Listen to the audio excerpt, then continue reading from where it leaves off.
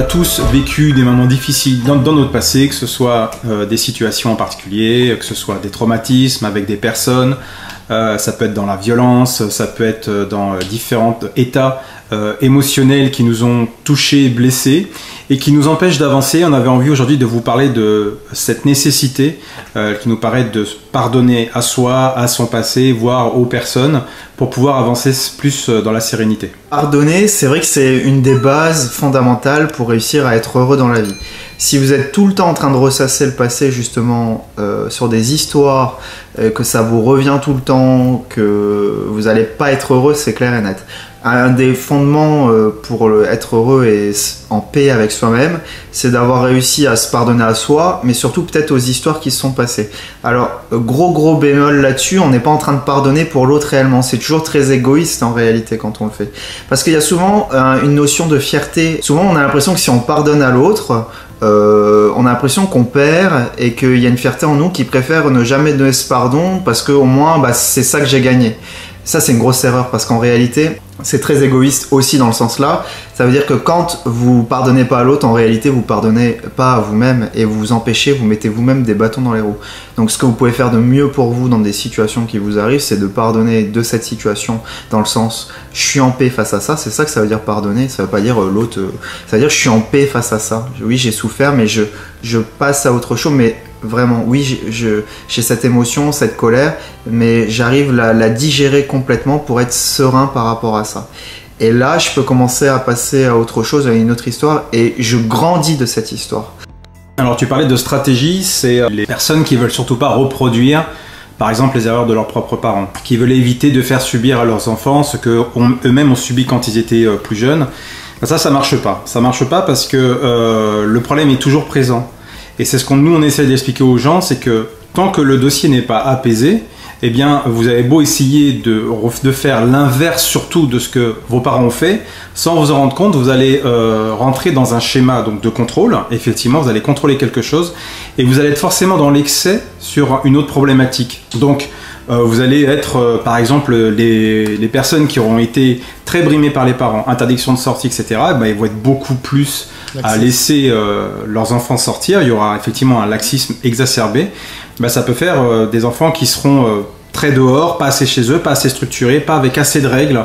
Donc ça crée des problématiques. Donc pour nous, en fait, ce qui paraît le plus judicieux, c'est effectivement d'aller regarder la blessure du passé, si c'est lié aux parents par exemple, et d'essayer non pas de pardonner aux parents, mais comme dit Jérémy, c'est complètement juste et c'est ça qu'il faut retenir, c'est quand vous pardonnez à l'autre, c'est beaucoup plus à vous que vous allez rendre service qu'à l'autre. L'idée, c'est pas de dire allez, je pardonne aux parents, vous avez l'impression de donner quelque chose en plus, de vous destituer de quelque chose. Pas du tout. Vous allez, sans vous en rendre compte, vous apaiser sur ce litige, sur cette chose qui vous a blessé, et du coup, vous allez avancer vraiment beaucoup plus sereinement. Voilà. Et puis ce qui va vous motiver peut-être à vous pardonner, enfin vous pardonner pas dans le sens où vous avez fait une erreur, dans le sens je passe à autre chose, c'est qu'en fait quand vous pardonnez pas, sans que vous le sachiez, vous êtes toujours en train, comme je vous disais tout à l'heure, d'avoir ce livre ouvert, mais qui reste connecté avec la personne qui peut être responsable ou qui est dans l'histoire. Donc en réalité vous êtes tout le temps en train de l'alimenter énergétiquement et vice versa. Donc et surtout dans un sens pas très positif. Et c'est vrai que quand il dit ça, quand on va essayer on répare pas notre blessure ou ce qui a été touché, et on va essayer de le compenser.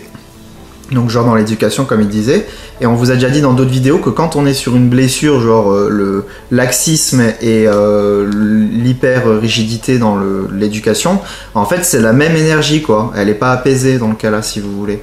Donc l'idée c'est en l'apaisant, là vous allez trouver votre style d'éducation qui est le plus serein avec vous. Sinon, quand vous essayez de le faire contre l'éducation de mes parents à un niveau inconscient, vous êtes encore relié à cette éducation et du coup vous êtes en train de nourrir encore avec cette peur là, cette souffrance là.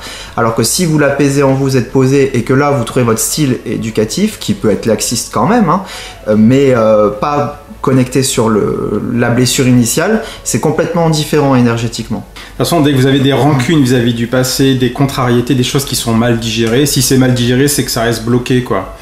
Et que à part vraiment essayer d'apaiser le dossier, très souvent, moi ce que je dis aux gens aussi, c'est que je comprends que quand on est enfant, bon là on axe un peu sur les parents, mais il n'y a pas que ça, mais on les sacralise beaucoup, parce que quand on est enfant, papa c'est notre Dieu, maman c'est notre déesse, et il y a quand même cette idée à un moment donné de les désacraliser, de comprendre que c'est des êtres humains comme tout le monde, et qui font aussi des erreurs, quoi.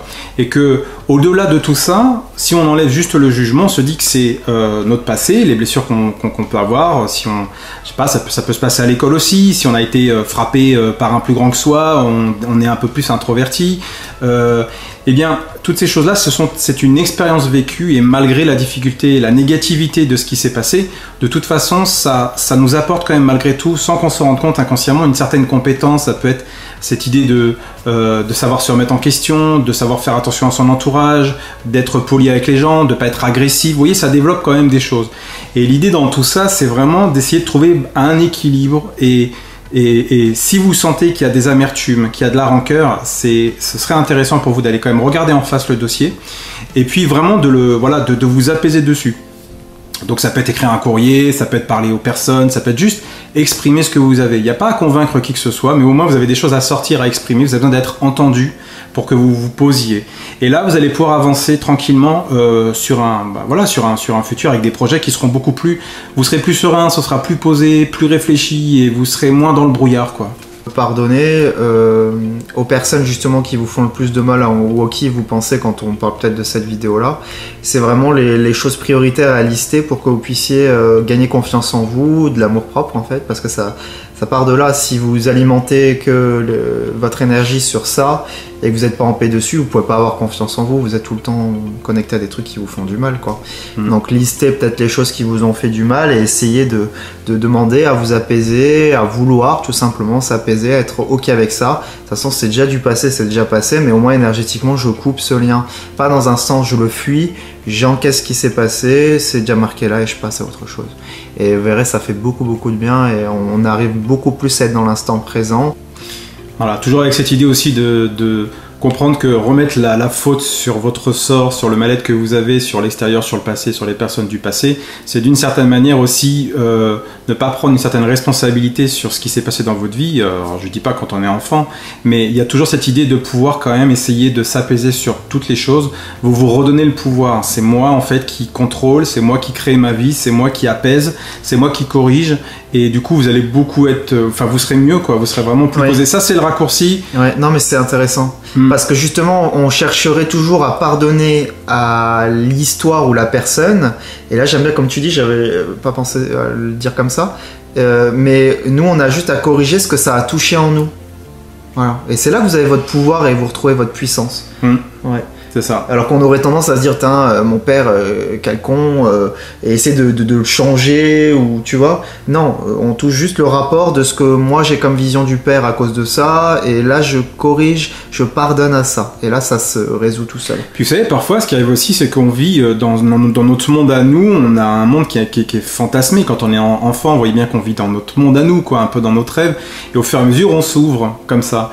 Et ben il suffit que les gens ne répondent pas à vos demandes. Parfois c'est juste des caprices d'enfants, quoi. On se rend pas compte de ça. Mais on répond pas à mes demandes. Et parfois il y a des rancœurs qui peuvent arriver aussi à ce moment-là. Donc faut pas oublier que parfois on a quand même cette rigidité. Moi je veux que ça se passe, je veux qu'on réponde quand même à ce que moi je demande, à ce que moi j'exige. Parce que quand on est enfant, on pose des exigences vis-à-vis des parents quand même. Et là aussi ça crée des frustrations. Donc on dit oui c'est de leur faute, c'est à cause d'eux si je suis comme ça. Mais si on regarde dans son propre fonctionnement, bah parfois on n'est pas très sympa non plus, quoi. Et on exige des choses.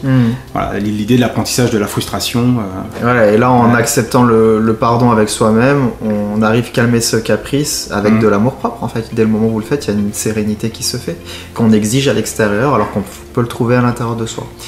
Voilà, je pense qu'on a fait le tour. Si vous voulez nous faire un peu vos retours sur ce que vous entendez du pardon, comme si vous le pratiquez déjà, comment, voilà. Où est-ce que vous en êtes, les solutions que vous avez trouvées, et si vous avez besoin de conseils, en commentaire, n'hésitez pas. Et n'hésitez pas à vous abonner, à cliquer sur la fameuse petite cloche pour avoir les notifications. Et on vous dit à très bientôt. À bientôt. Salut. Bye bye.